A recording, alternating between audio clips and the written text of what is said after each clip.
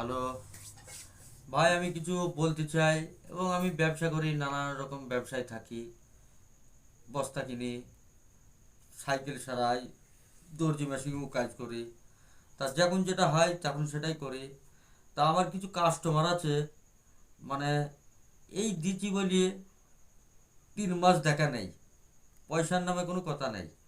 তা আমার সারাদিন আমি একটা হকারি করে এসি, বিকেলবেলা করে সাইকেল ভ্যান এইসব সারাই। তা এইসব সারানোর পরে হয়তো 1-150 টাকা আমার লাভ হয়। তা সেইটা আমি ছেলেপিলি পড়াশোনা, মাইনি এই সমস্ত খরচ খরচা করি। তা সেই পয়সাটাই ধার।